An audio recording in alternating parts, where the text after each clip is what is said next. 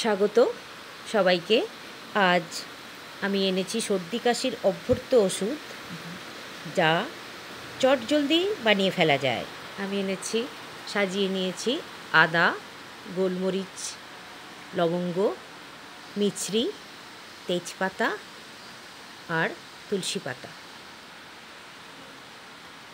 একটি সসপ্যানে আমি 6 কাপ মতো জল নিয়েছি।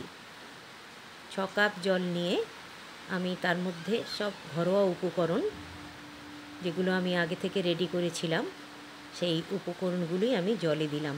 মিছরি, যে কোনো মিছরি, তাল মিছরিও দিতে পারেন, আমার সাদা মিছরি ছিল, দিয়েছি। তারপর আদা দিলাম, আদাটা থেতো করা, আর লবঙ্গ, গোলমরিচের গুঁড়ো,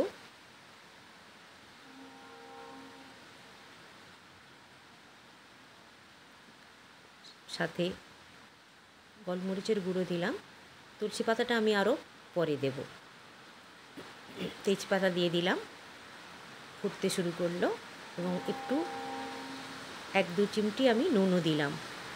এবার ফুটবে। আমি যতটা জল দিয়েছি, তারপর ফুটতে শুরু করার পর তুলসী পাতাটা দিলাম। এবার যতটা জল হয়েছে সেটা ফুটতে ফুটতে হাফ হাফ হবে। আঁচটা যখন ফুটতে শুরু করবে তখন আমি আঁচটা একদমই কমিয়ে দিলাম। আঁচ কমিয়ে ফুটতে শুরু করলো।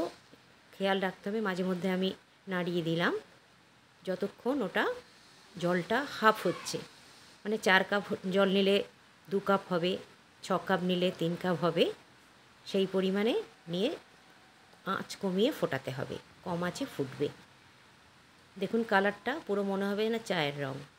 এরপর ঠান্ডা হলে আমি ছেঁকে রাখলাম। এবার এটা যখন খাবো তখন আমি, এটা 2 দিন বানিয়ে রাখা যায়, ফ্রিজে রাখতে হবে না। তখন আমি